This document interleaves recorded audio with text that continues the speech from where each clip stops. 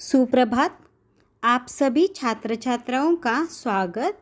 तो आज हम गज़ल ये जो कविता है इसका स्वाध्याय देखते हैं। तो स्वाध्याय में पहला प्रश्न है, सूचना के अनुसार कृतियाँ कीजिए। उसमें पहला है, गज़ल की पंक्तियों का तात्पर्य। पहली पंक्ति है, नींव के अंदर दिखो। तो इससे तात्पर्य है या इन पंक्तियों का तात्पर्य हमें यहाँ पर लिखना आवश्यक है। तो तात्पर्य है आधार बनना। और दूसरी पंक्ति है, आईना बनकर दिखो। तो इस पंक्ति का तात्पर्य है संवेदनाओं से परिपूर्ण इंसान बनना।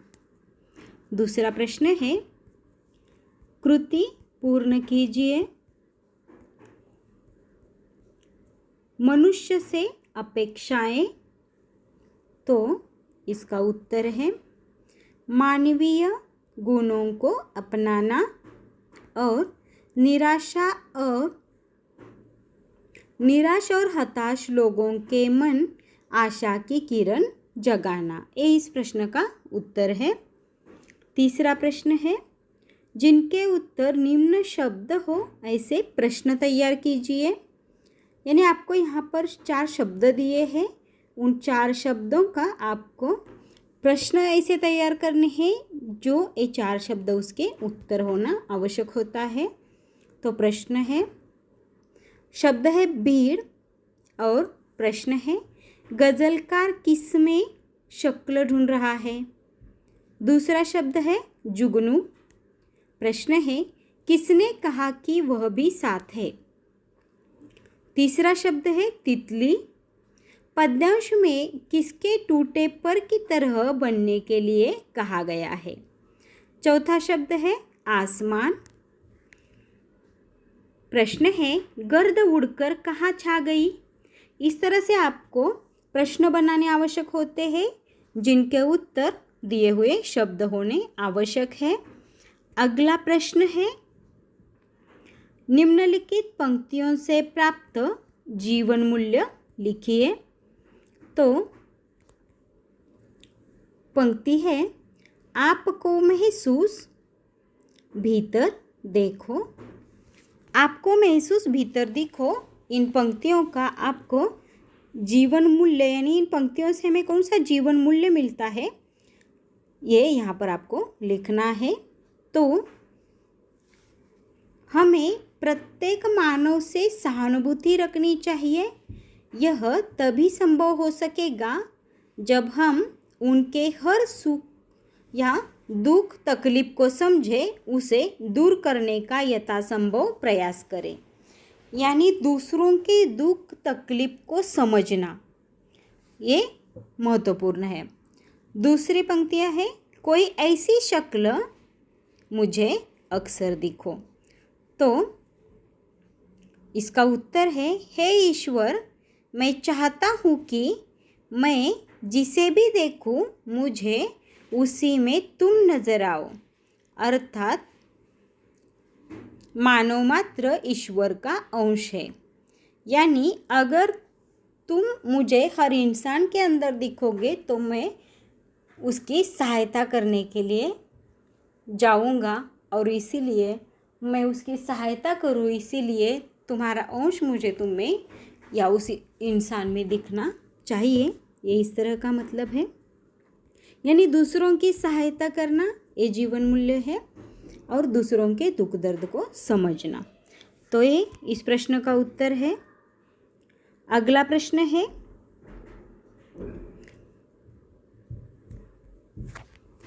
कृति पूर्ण कीजिए। गज़ल में प्रयुक्त प्राकृतिक घटक।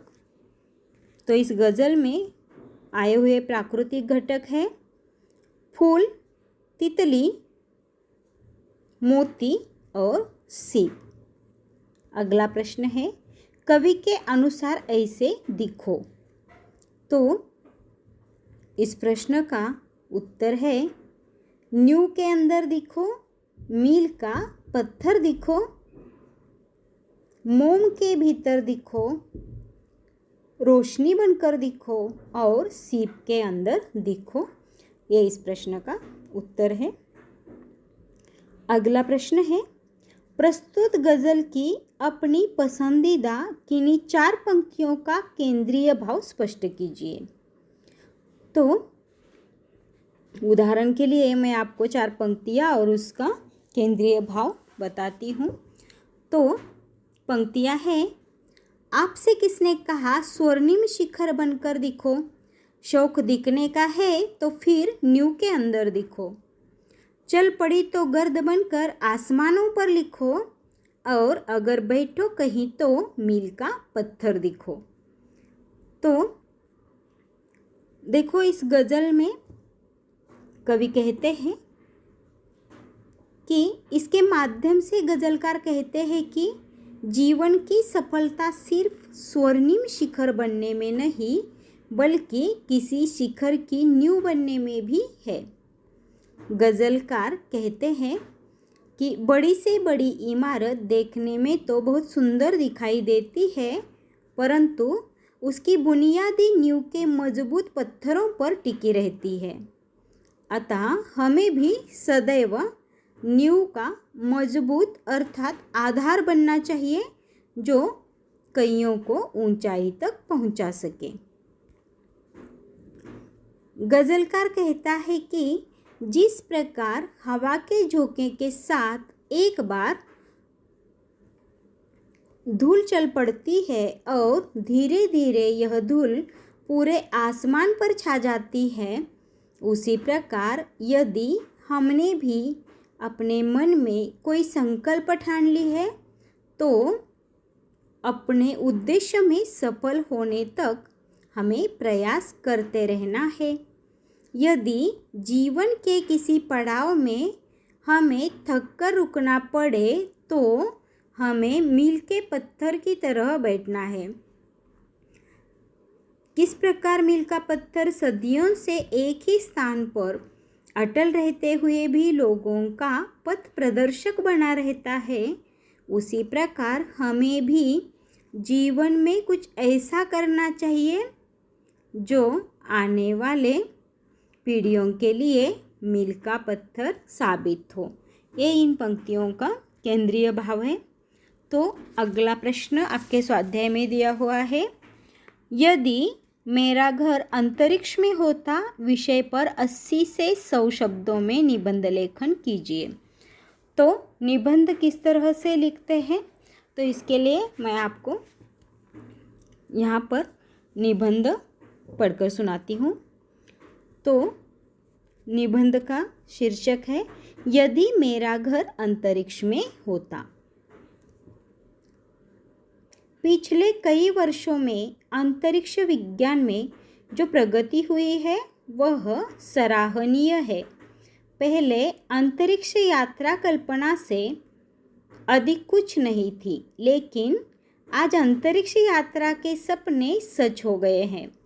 रूस ने अंतरिक्ष यान के द्वारा अपने अंतरिक्ष यात्री यूरी गागरिन को पहली बार अंतरिक्ष में भेजा था। फिर तो अमेरिकी अंतरिक्ष यात्री नील आर्मस्ट्रॉन्ग और एडविन एल्ड्रिन सबसे पहले चंद्रमा पर पहुंचने वाले अंतरिक्ष यात्री हो गए। अब तो ऐसा लगता है कि कभी न कभी हमको भी अंतरिक्ष में जाने का मौका मिल सकता है, और लेकिन यह कब संभव होगा कहा नहीं जा सकता। काश मेरा घर अंतरिक्ष में होता। यदि सच में मेरा घर अंतरिक्ष में होता तो कितना अच्छा होता। जिस आसमान को दूर से देखा करते हैं हम उसकी खूब सैर करते, चांद सितारों को नज़दीक से देखते, बादलों के बीच लुका छिपी खेलते,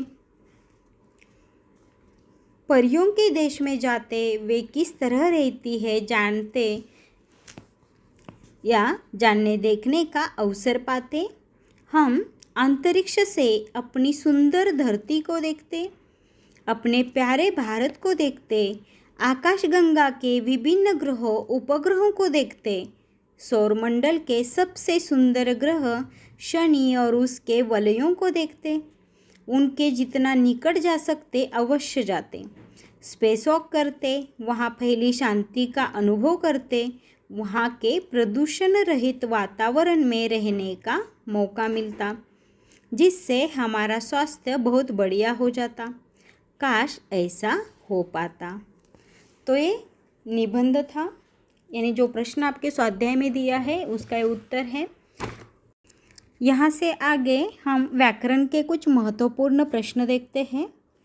तो प्रश्न है, सूचनाओं के अनुसार कृतियाँ कीजिए। अधोरेखांकित शब्दों के शब्दभेद पहचानिए। तो पहला वाक्य है, मैं दिल्ली में अच्छा घर ढूंढ रहा हूँ। तो अधोरेखांकित शब्द है अच्छा। तो अच्छा ये शब्द गुणवाचक विशेषण है। दूसरा वाक्य है, वे तेजी के साथ बगीचे की ओर चल पड़े। बगीचे ये जो शब्द है वह जातिवाचक संज्ञा है। तीसरा वाक्य है, तुम अब पढ़ने बैठ जाओ। तो यहाँ पर शब्द है तुम और ये पुरुषवाचक सर्वनाम है। अगला प्रश्न है, निम्नलिखित अव्ययों का अपने वाक्यों में प्रयोग कीजिए। तो यहाँ पर आपको कुछ शब्द दिए हुए हैं, यानी अव्यय है। पहला अव्यय है के मारे, दूसरा है या और तीसरा है पर। तो वाक्य देखते हैं, लड़का डर के मारे कांप रहा था। तो इन अव्ययों का हमें इस तरह से वाक्य में प्रयोग करना आवश्यक होता है। दूसरा है या। वाक्य है, वे खेलने या घूमने गए होंगे। तीसरा अव्यय है पर। गाड़ी थी पर पर्याप्त पेट्रोल नहीं था। यह इसका वाक्य है। अगला प्रश्न है, निम्नलिखित मुहावरों का अर्थ लिखकर वाक्य में प्रयोग कीजिए। मुहावरा है, नाम निशान न रहना। अर्थ है, अस्तित्व मिट जाना। वाक्य है, भूकंप के कारण पुराने कार्यालय का नाम निशान नहीं रहा। दूसरा मुहावरा है, रटते जाना। अर्थ है, बार बार कहते जाना। वाक्य है, विजय गांव जाने की बात रटता जा रहा है।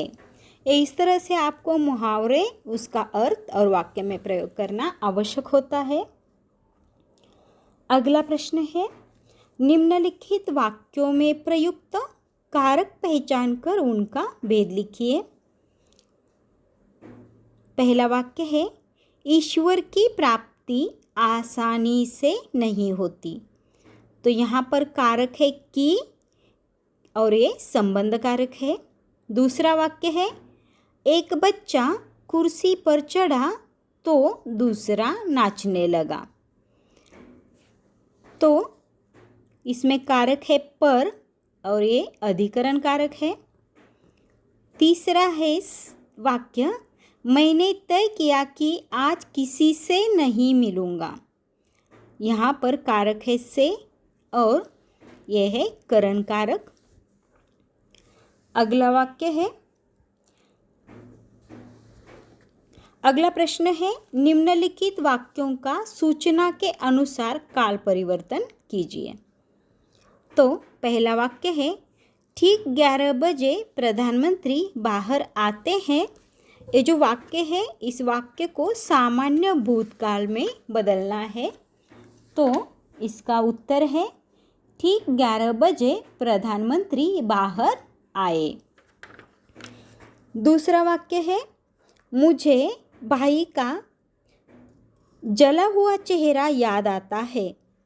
ये जो वाक्य है इसको सामान्य भविष्यकाल में लिखना है।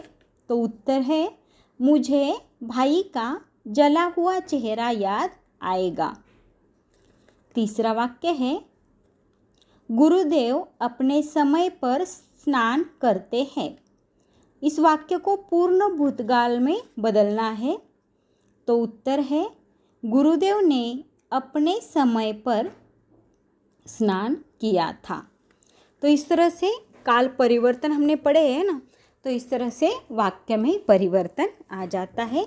जो भी आपको सूचना दी गई होती है उस सूचना के अनुसार आपको वाक्य में परिवर्तन करके वाक्य फिर से लिखना आवश्यक होता है। अगला प्रश्न है, निम्नलिखित वाक्यों का रचना के आधार पर भेद पहचान कर लिखिए। पहला वाक्य है, ईश्वर ने हमें मनुष्य जीवन दिया है। तो एक वाक्य का कौन सा भेद है? तो ए सरल वाक्य है। दूसरा है, हमारा उद्देश्य सजना संवरना ही नहीं है बल्कि हमारे द्वारा किए गए कार्य सुंदर होने चाहिए।